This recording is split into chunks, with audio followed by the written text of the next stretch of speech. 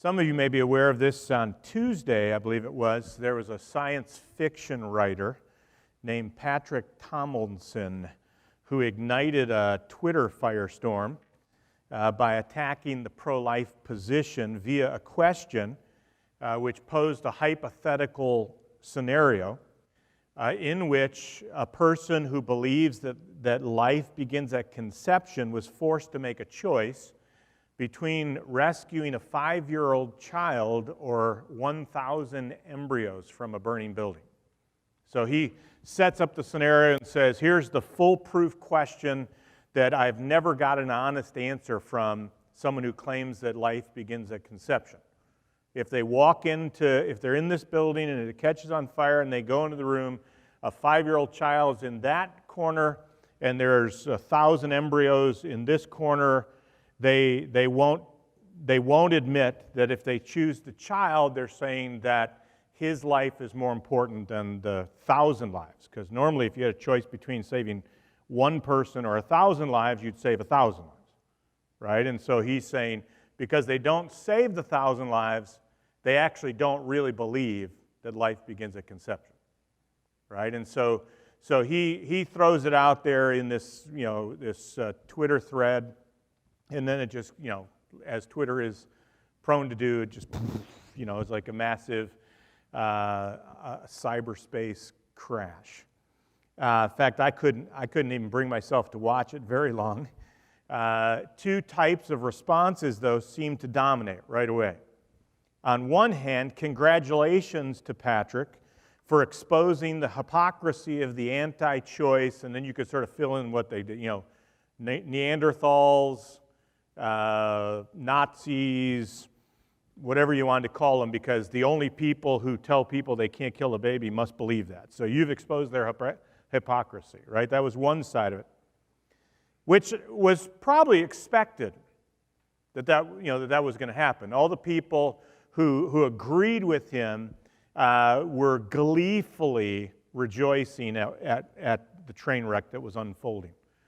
The other one, which was more disappointing to me, was actually the fact the people who came on ostensibly to defend the pro-life position, but did so via personal attacks on Patrick, filled with insults and or wishes that someone had aborted them. Right? I mean, there was a whole segment of people whose response to his arrogance, because he launched it in an arrogant way. I mean, obviously, when you say, I've never had anybody honestly answer me, you're essentially saying, they didn't give me the answer I wanted. Right? So he had a stance of arrogance, and they responded to it with invective and insult and attack, right? It was actually one of those providential things in which it was the perfect illustration of the passage that we're going to look at, right? That what do you do when you encounter a foolish person making a foolish argument? How do you handle that? Because the reality of it is you and I are going to face this more and more. We are going to be confronted by people who have embraced foolishness with a gusto that causes them inside of their bubble to look at what we call wisdom and hate it and mock it and make foolish arguments against it.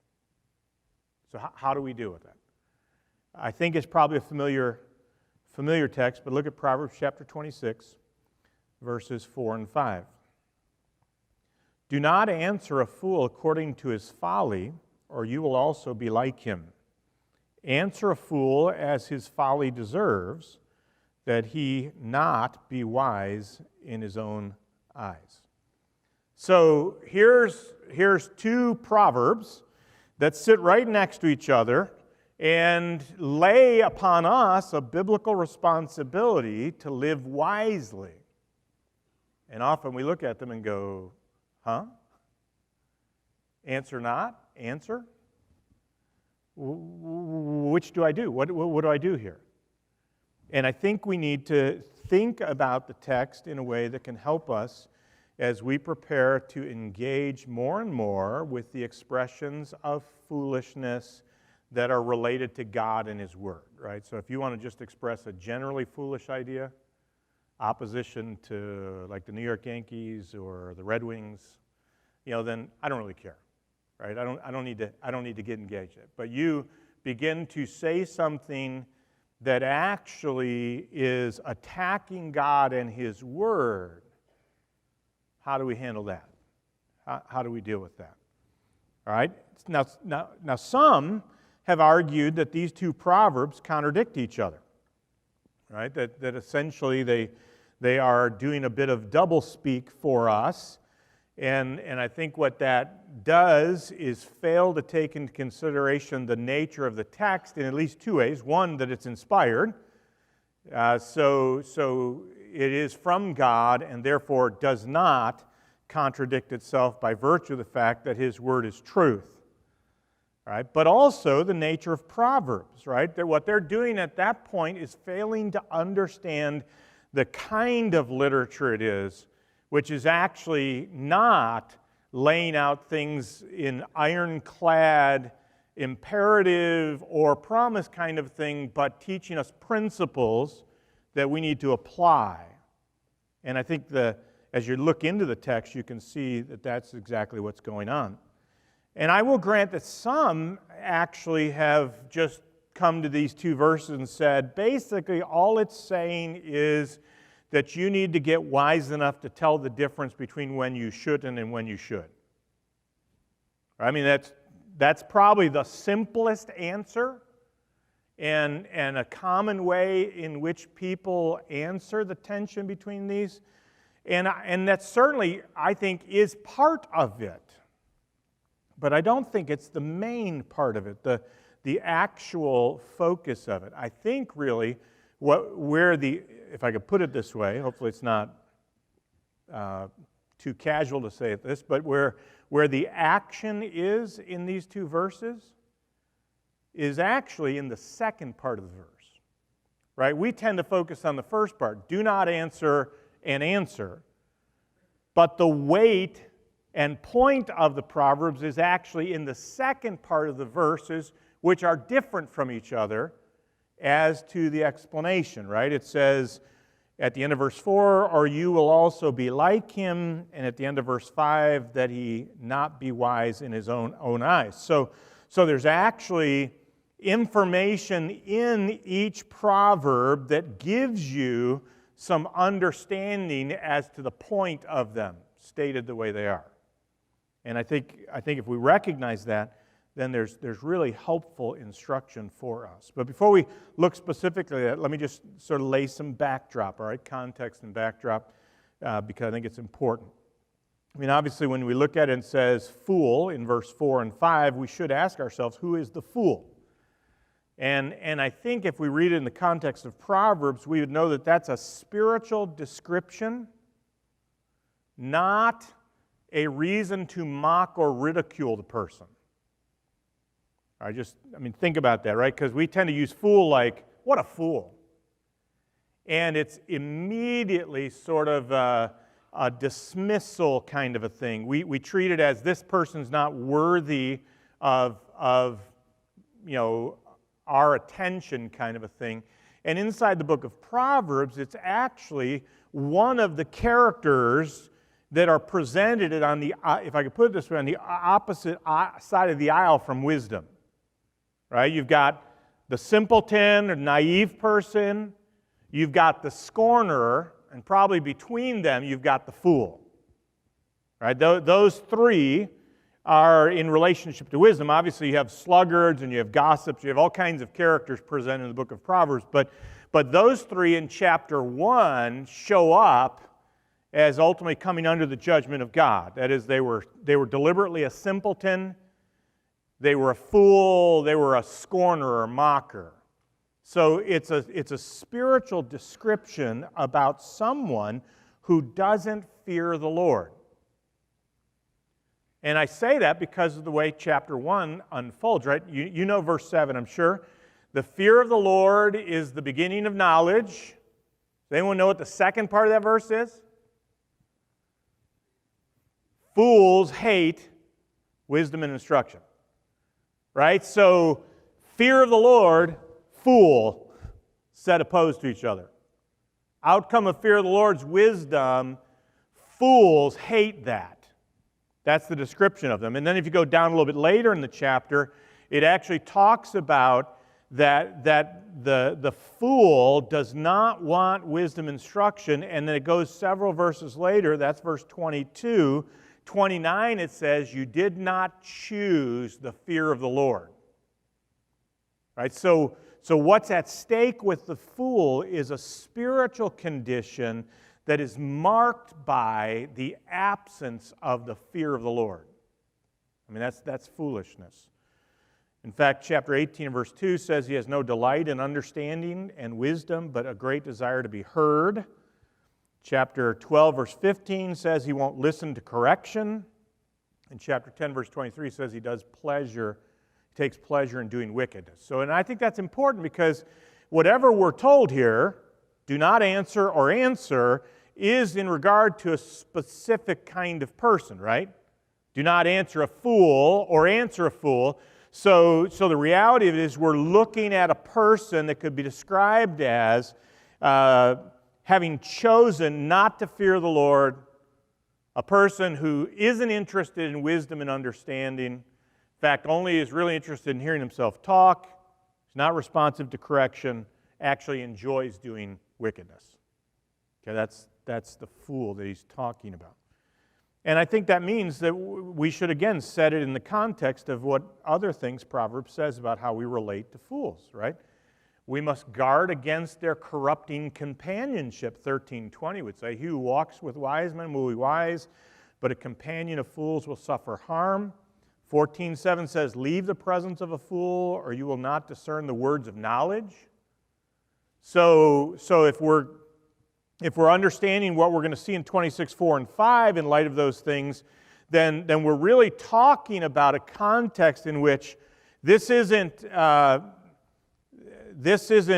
like buddy-buddy kind of interaction, right? It's because we're not supposed to be a companion of fools.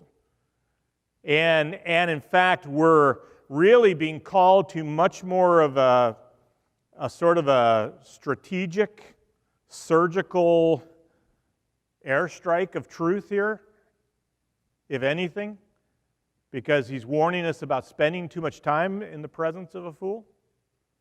So we have to take that kind of thing into consideration as well, and recognize the danger in Proverbs of interacting with a fool. Right? I mean, here's a picturesque description. Let a man meet a bear robbed of her cubs rather than a fool in his folly. I mean, I've not actually bumped into a bear robbed of her cubs, but I can imagine that's really not an attractive event. And he says, you're better off there than encountering the fool. Do not speak in the hearing of a fool, for he will despise the wisdom of your words. When a wise man has a controversy with a fool, the foolish man either rages or laughs, and there is no rest. Right now, obviously, we're having to harmonize all these texts, and I don't think we can take any of them means so never talk to a fool, never have any interaction with a fool, but I think it would be all warning us about the reality of we are stepping into an environment that may invite a measure of trouble and discomfort to us. So we should be doing it carefully and wisely. All right, so now let's look at the text. Verse 4, I think, is the first principle that we have to think about. And here's what I would say, and I think the text helps us understand that, is basically the first principle is don't imitate their foolishness. Don't imitate their foolishness. Do not answer a fool according to his folly, or you will also be like him. Okay, and the key here is the answer is according to his folly. That is, your answer is like his folly. If you answer like his folly, you'll become like him. That is, if I could put it this way, if you reply to a fool in a foolish way, you become a fool. So make certain that you don't get sucked into adopting the same methods and tactics as the fool. And I think the key is that according to his folly. And we're motivated not to do it because we don't want to become a fool in the process. So go back to the little Twitter kerfluffle, right? I don't know the spiritual condition of the people who are in this category I talked about, who began to reply to this man according to his foolishness. Right? That is in the same way that he had expressed his foolishness. He had come on arrogantly, set up actually a false dilemma, and then would berate anybody that didn't walk into his trap. Right? I mean, so like if I tweet out to you personally and say, "Have you stopped beating your wife yet?" You have two options: yes, no. And you go, "Well, I never beat my wife." You're not being honest. You didn't choose A or B. Right? I mean, so he's doing something that's the fallacy of a false dilemma. I mean, it's like, can God create a stone so big he can't lift it? Right? It's a false argument. But they wade right in and start to use the exact same foolishness. Well, if you went into a room and there was a 5-year-old or 1,000 liberals, which one would you rescue? You know, I mean, and they start throwing all this stuff back at him that is the exact same thing that he did. And you know what this text is saying? They became fools. Right? They actually became like the fool because they adopted the same methods and tactics and mindset as the fool. They went right down to his level. I mean, is it possible to have the fool pull us down to his level like that? I think, obviously, that's what the text is saying. And we probably have all seen it. Perhaps we've experienced it, right? I mean, perhaps when I start to paint out that scenario, you could think of times in which you got so frustrated or angry about what someone was doing that you just climbed right down in the mud with them and basically acted like the fool. And that's what he's saying we cannot do. In fact, I think if we understand the character of the fool in Proverbs, it can help us understand how we might do that, right? The fool is in love with the sound of his own voice. And sometimes we get pulled into that in the same way so that our answer to the foolishness is just like the babbling fool. That's what's described in Proverbs chapter 10, verse 8 and 10. Or that we're not really pursuing understanding anymore. We're only making sure they get a piece of our mind. That's what Proverbs 18:2 would talk about. In fact, Proverbs 17 says, even a fool, when he keeps silent, is considered wise. When he closes his lips, he's considered prudent. So, you know, probably the wisest answer for most people in the face of that kind of an argument is keep our mouths closed. Right? Is basically don't get sucked into a war of words that are only going to generate heat and very little light and end up drawing the attention to ourselves rather than exposing the foolishness.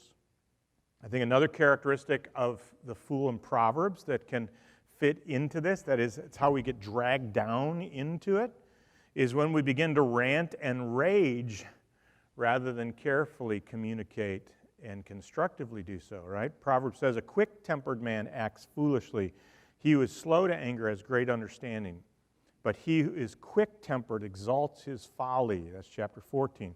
A fool's anger is known at once, Proverbs 12:16. A fool always loses his temper, but a wise man holds it back. So here's what you can sort of put it on the pulse of your wisdom to folly and say, is my response to his foolishness being driven by my temper?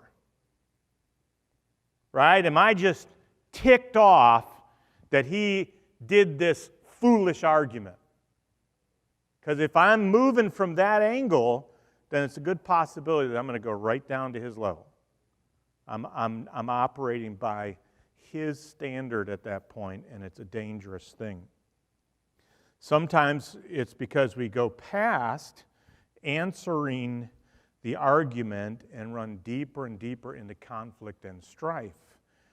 Proverbs 18:6 says, a fool's lips bring strife, and his mouth calls for blows. Proverbs 23 says, keeping away from strife is an honor for a man, but any fool will quarrel. Right? So one of the things you'd have to be looking at is this person just looking for a fight, and is what I want to do is actually just get into the fight, which some of you, that may never be a temptation. Some of us like to debate, right? But then it moves from like debate to it's actually I want to engage with a kind of vindictiveness and strife that would be out of keeping with what I'm supposed to do in the pursuit of obedience and wisdom. What about if we start to use dishonest words or destructive words, right? 19:1 says, better is a poor man who walks in integrity than he who is perverse in speech and is a fool. That perverse is twisted because it's set up against integrity, right? So we tend to think perverse as sexually impure, which certainly it is, but I think the comparison in that proverb is between integrity and twistedness. So if all of a sudden we find ourselves encountering the folly of a fool and we go for the win in a way that lacks integrity, we've just dropped down to his foolishness. Because we're not actually after wisdom, we're not after righteousness, we're after winning.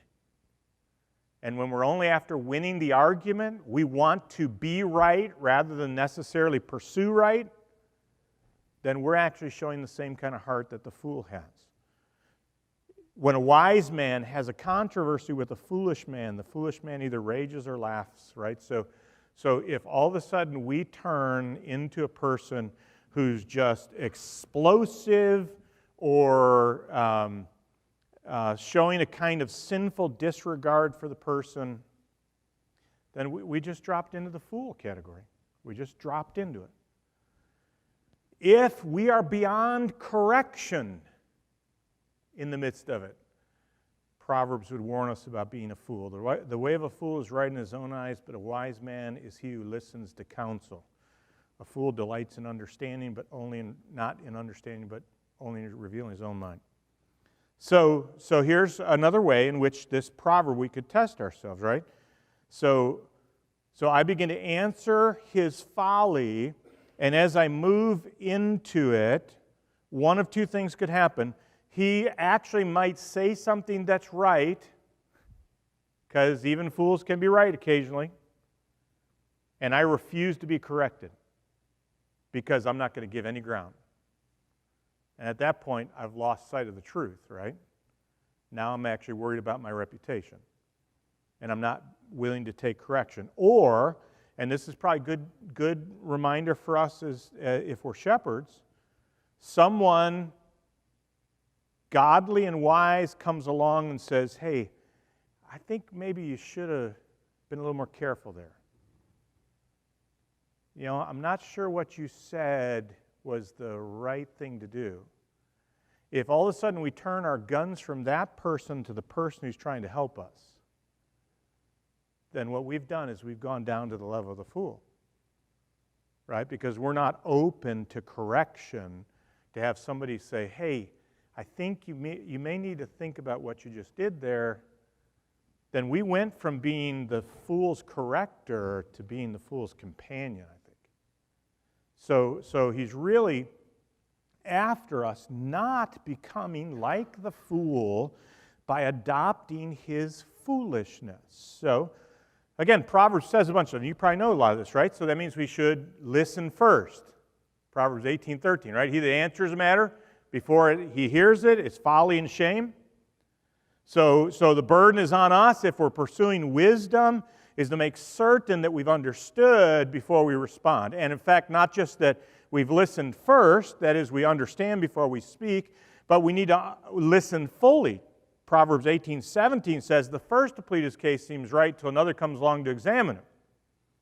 I mean, how many times have you seen people jump to a conclusion based on the first thing they heard? And they march out to battle. And then all of a sudden it becomes clear that they actually didn't have it right. So don't be quick to speak, right? Speak carefully. Proverbs 15:28 says, the righteous study how to answer. Right? So instead of encountering that, and we're hearing all, so I said Twitter, but you got stuff on Facebook. I mean, there are times when I really think I almost have to get rid of my keyboard. Because it's like, somebody needs to say something about that foolishness.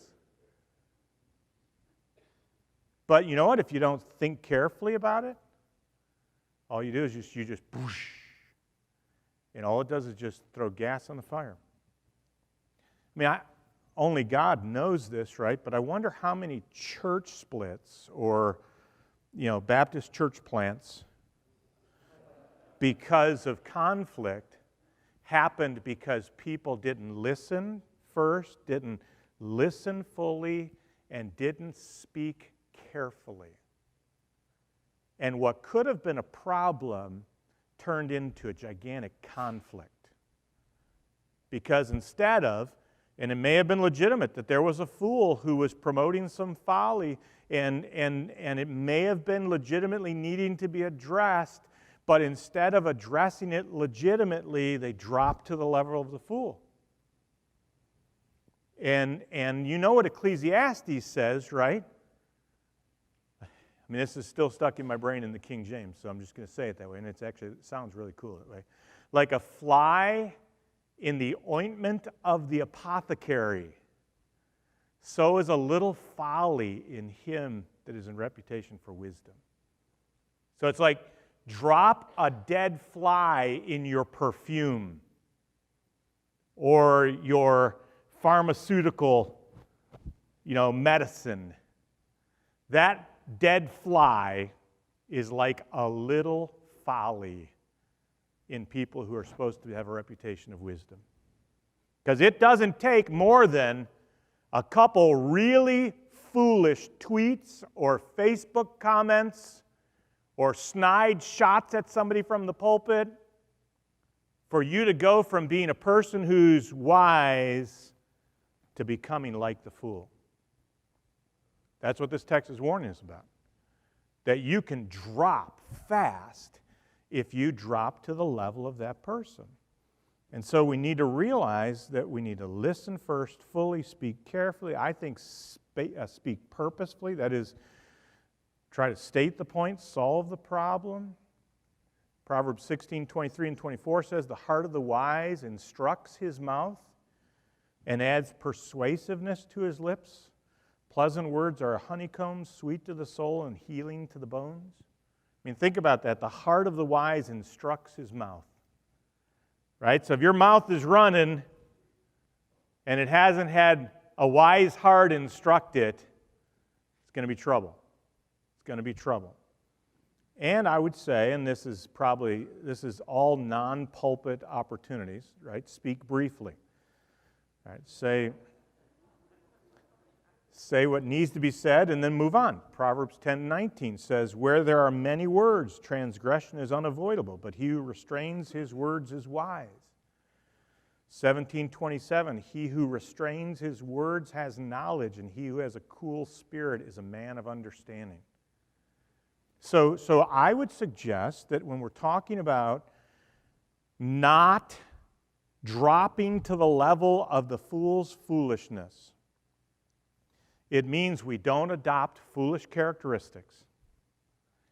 We, in fact, embrace wise principles of how we would communicate with them. Right? We actually are thinking not so much about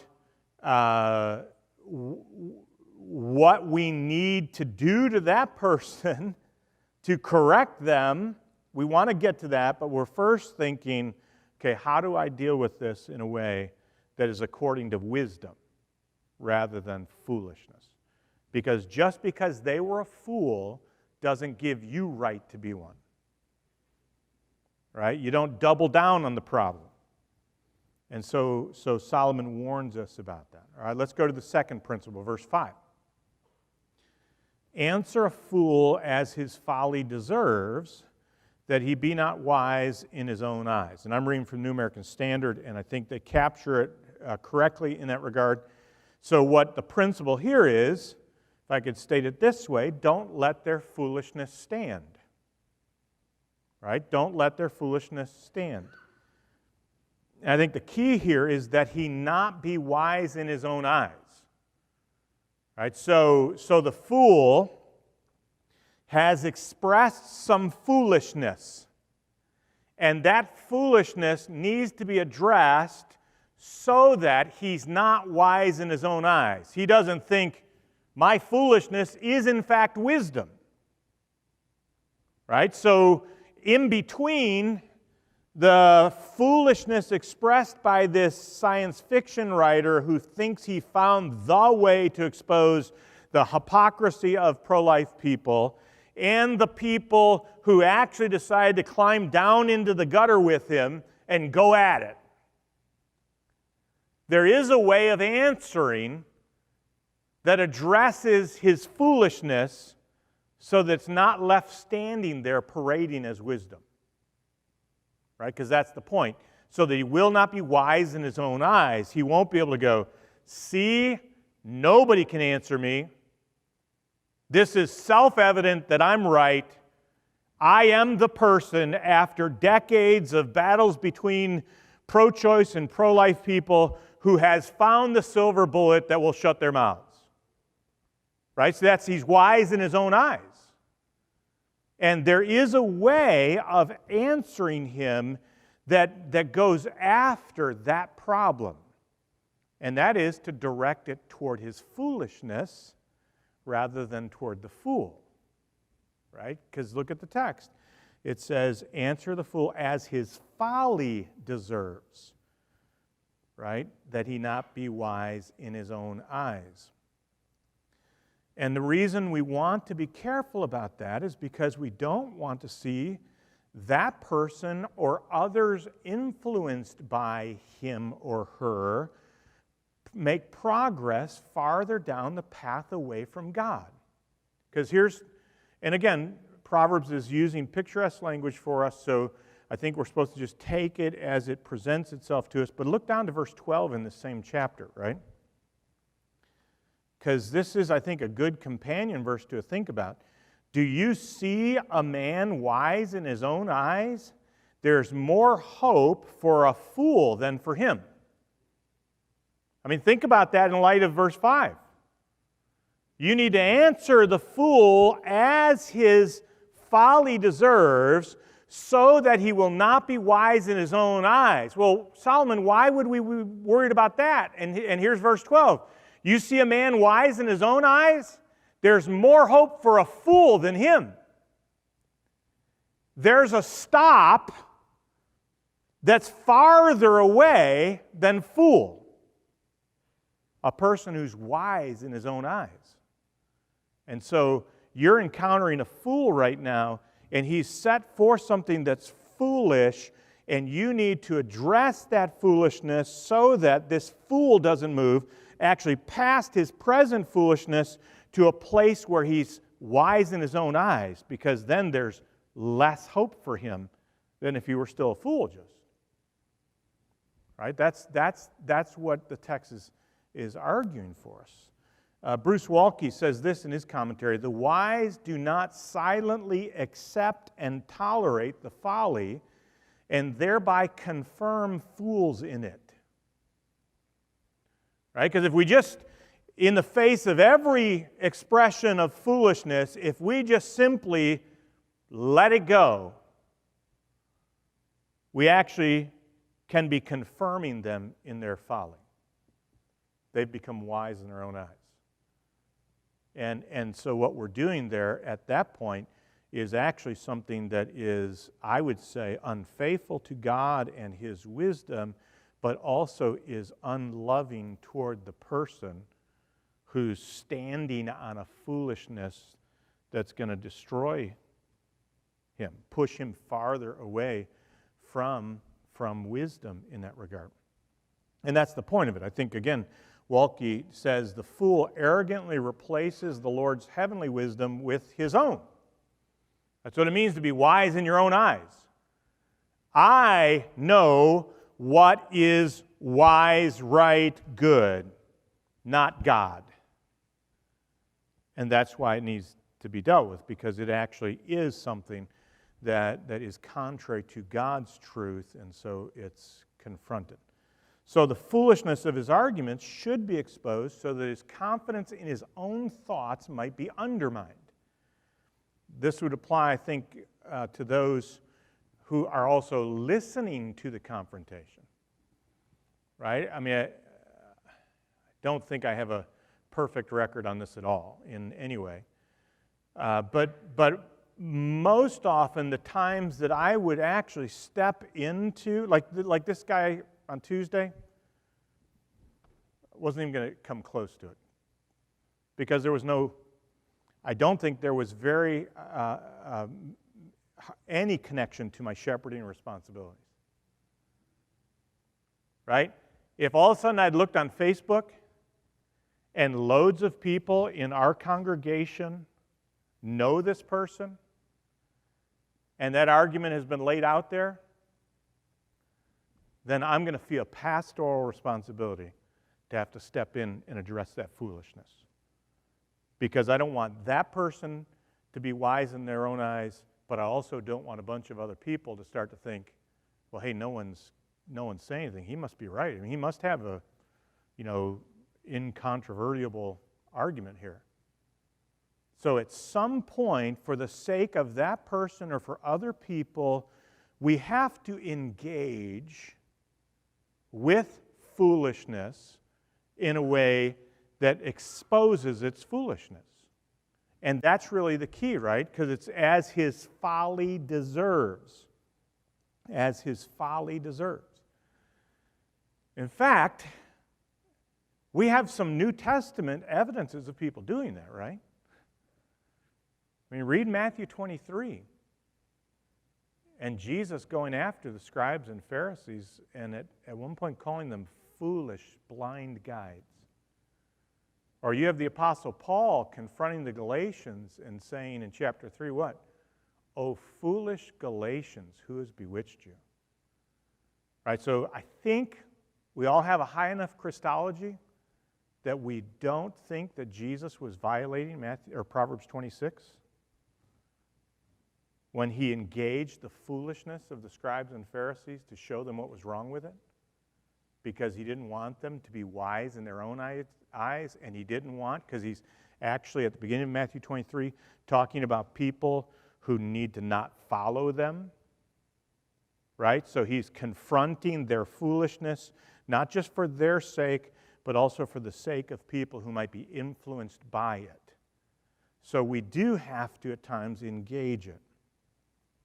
But I mean, we might say, but if you look at what Proverbs says, the fool has no heart for wisdom, right? I mean, so is this, we use we use a description in our language, right? That's a fool's errand. Are we basically being told here, hey, you got to go for it, but really, the fool's not going to listen, because you could, put him in a mortar and ground him up, and it's not going to do anything. You could whip him with lashes, and it's not going to do anything. So, yeah, go for it, but it's not going to happen. Right? So are we just being told here to engage in something that is actually a worthless endeavor? I would think we need to think a little more carefully about it than that, right? I mean, it's certainly true for an unbeliever. We can say he has no heart for wisdom. But notice the distinction that the text makes, right? Answer a fool according to as his foolishness deserves. So the direction that this text sends us to is toward the foolishness, not really toward the fool. Right? You're not on a mission thinking that you're going to convert the fool, if I could put it that way, because that's not really what it tells us to do. It says answer the foolishness. That foolishness needs to be addressed. So you're not all of a sudden thinking, well, hey, if I answer him, the fool's all of a sudden going to become a person who's receptive to truth. The focus is on his folly or his foolishness because it deserves a response. In a sense, if I could put it this way, I don't think it's directly about converting the fool as it is kicking the props out from under his foolish thoughts. The text is telling us to do this so he's not wise in his own eyes. So we're supposed to take the props out from underneath the thing that he might be standing on and thinking, look how wise I am. So we're supposed to answer that folly in a way that shows that it in fact is folly. Okay, and I think as well we're protected if we remember what Vodi talked about this morning, right? It's biblical issues and biblical answers we're talking about. Okay, it's not that we chase down. I mean, I've said this before. I think probably I've said it in this conference. I mean, sometimes people say the Bible has the answer for every question that man can come up with, and I think that's not true, because men come up with really stupid questions. I mean, the Bible actually answers the questions that God thinks matter, and sometimes what we could say, well, yes, the Bible has an answer for it. That's a non-question. Right? It dismisses it. It doesn't. We don't have to go to the Bible and try and answer if there's life on Mars or all this other stuff that people might want to throw up in our face.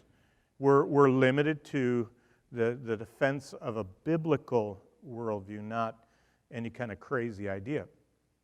That said, though, I think we need to remind ourselves of, if I could put it this way, the miraculous, somewhat mysterious, if I can use that carefully, way God works to transform fools into wise people. When I say mysterious, I'm thinking of like the way the New Hampshire Baptist Confession of Faith talks about regeneration. Right? That God accomplishes this purpose through His Word in a way that we really can't see. How do you have someone who is blind all of a sudden see? How do you have someone who's dead come to life? Especially when that person is described as the natural man who does not receive the things of God, neither can he know them because he considers them foolish.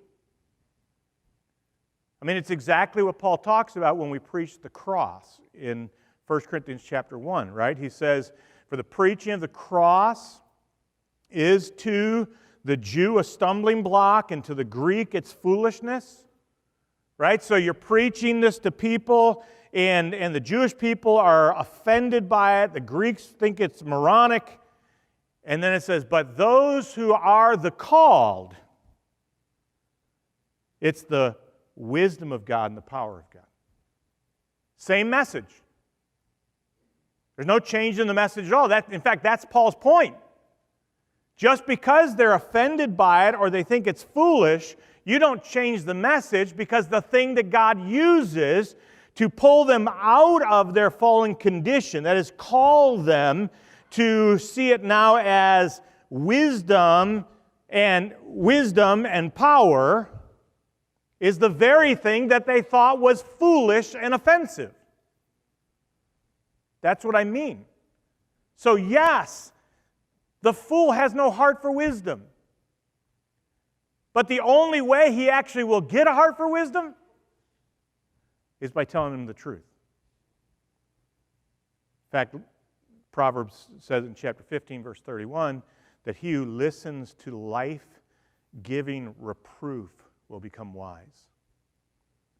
So we do know, we know, right? When we witness to people, when we preach the gospel to lost people, when we confront the folly of a fool, that something has to happen beyond our capability, but the only way it's going to happen is if we actually do what God said to do.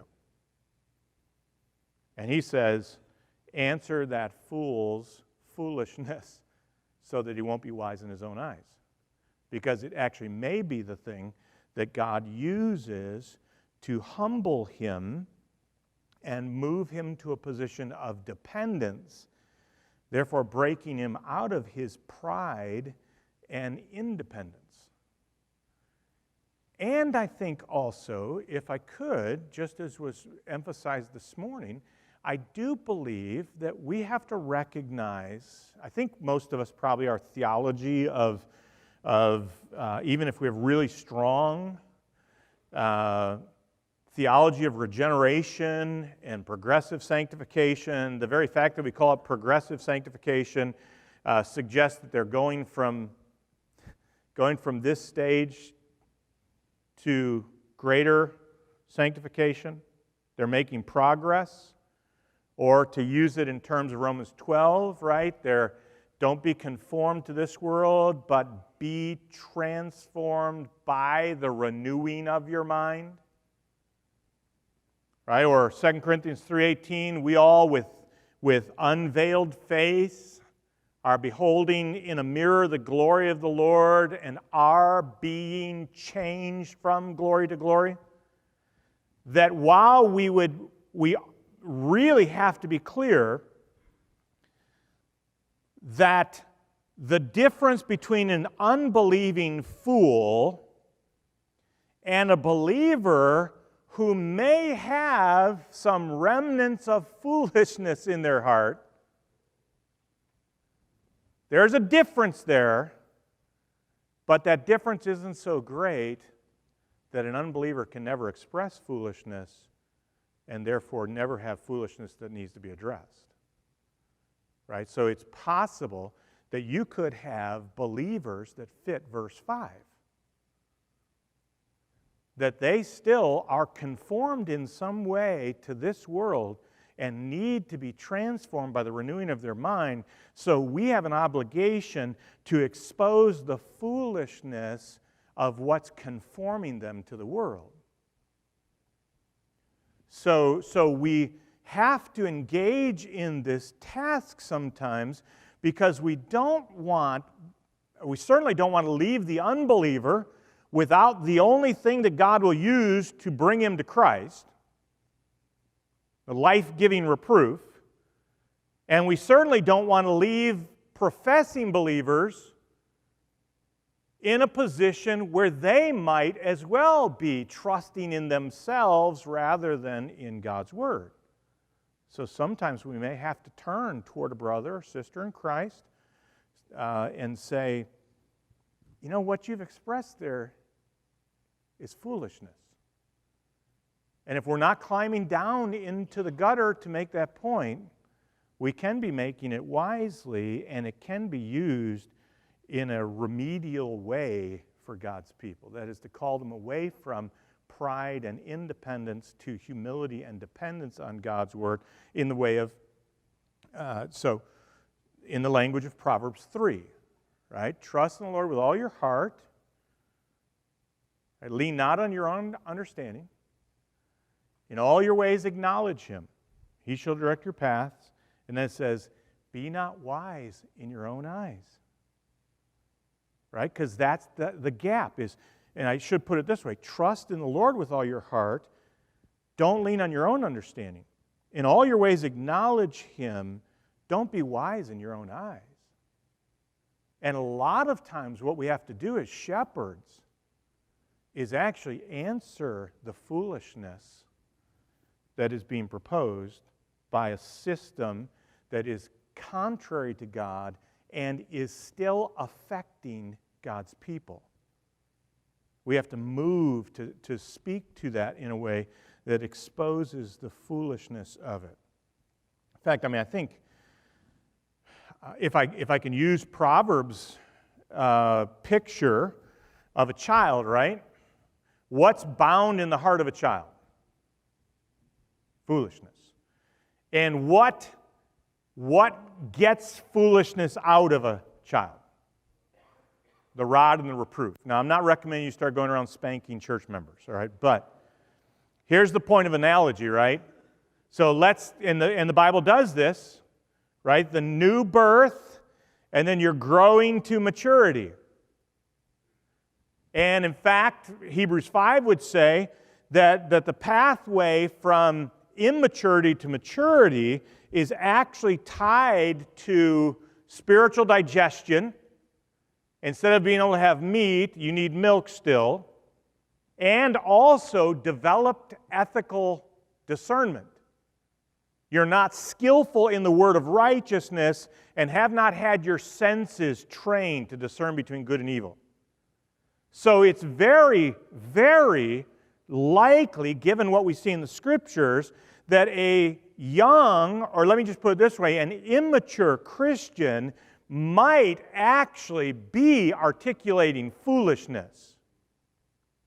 And a part of helping them grow past that is actually showing them that, teaching them that that's foolish. It's not consistent with God's truth. It's not what God wants us to be and to think and to do as believers. And so we would help them move from foolishness to wisdom by means of reproof, but not reproof that is of the same character of their foolishness. That's verse 4. It would be reproof that's aimed at correcting their foolishness so that they can grow. And I think we can do that and ought to do that. And it doesn't have to suck us into lengthy and unprofitable quarrels with fools, right? Doesn't necessarily mean that if we're carefully gauging the person in the situation, right? Because I do think that that's a part of it, because we want to set this inside of a biblical context, and we have Jesus saying, don't cast your pearls before swine, right? So we are to make some judgments where we look at it and we say, you know what? I'm not even going to engage in this because Jesus warned me about situations like this. So I'm not going to hop in with the dogs and the hogs. I'm not doing it. And I'm not doing it out of obedience to Jesus, right? So sometimes we would gauge it and say it's not wise to actually, if I could put it this way, right, to meddle in a quarrel that's not our own is like grabbing a dog by the ears. That's the picture that Proverbs says. So there are times where we'd go, nope, I don't think that's right. I'm not going to do that. So if we're carefully trying to gauge it, then we would keep ourselves from, Dr. McCune used to always talk about, a lion and a skunk getting a fight. The lion's going to win, but he's going to come away stinking, right? So there are times where you're going, I really don't want to smell like a skunk for the rest of my day. It's just not. And can I tell you the infallible answer as to know when? No. But you're supposed to be cultivating wisdom, so you'd have to size that up, right? You'd have to size that up. But I think also, if we're actually focusing on the foolishness that's at stake here, right? Answer a fool as his folly deserves. Then you're talking about a very contained point of context. I'm not deciding to take this guy's entire life on right now. I'm addressing the foolishness that has actually presented itself. And I can probably do that a lot easier than I might be inclined to if I limit it to specifically addressing the point and providing a careful, well-targeted critique or a well-placed question, and then disengage and reevaluate. Right? Did that comment help that person see that what they just did was foolish? Right? I showed that their evidence or their assumptions or their tactic was wrong in that regard. And the reality is, we have to depend on God for wisdom about the timing and way to deal with fools and their arguments. And is it a time to be silent or is it a time to speak? What is the real issue that's at stake here? And we must address the point or the problem, not direct our words against the person. Right? The goal is to wrestle with what's going on. And I think we should argue, therefore, by means of countering their foolishness, by means of the truth, we're showing them what's right, but also by showing them the folly of what they've done.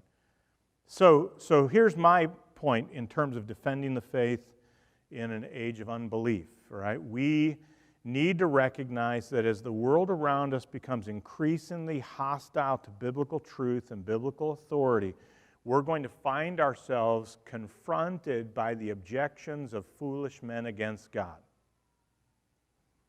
We must walk wisely for the sake of God's glory and the gospel. We can't do that. That is, we can't walk wisely for the sake of God's glory and the good of the gospel if we drop to their level. Right? If we become like them, we're not honoring God and we're not advancing the gospel. So we can't do that. That's what verse 4 is saying. Verse 5 is saying that I think we must be bold if God's truth is being attacked so that even fools are stopped from marching farther away from God, and those who watch will not think the fool has the better argument. Right? So at some point, the threat level presented by that foolishness to God's glory and the gospel needs to be considered, and it might be necessary to engage his foolish argument to show him that it's foolish so that he won't be wise in his own eyes. Right? And I think the template here in these two verses work for an unbelieving world, but I think they also work with the kinds of foolishness that can still surface in the life of believers in the process of sanctification or the threat of temptation. And so we ought to make certain as shepherds that we don't become the fool by acting like the fool. And we work hard to expose the foolishness that's at stake for the sake of truth and wisdom and God's glory. Let's pray together. Lord, thank you so much for your truth. Thank you for the fact that we do have a full and final revelation of your wisdom in the Word, and so we can stand on it and we can proclaim it, we can exhort and teach, and help us also to be submissive to it, to listen to the life-giving words that come from your Word, either to us directly as we study it or by means of your people as they communicate it to us. Help us to not be fools.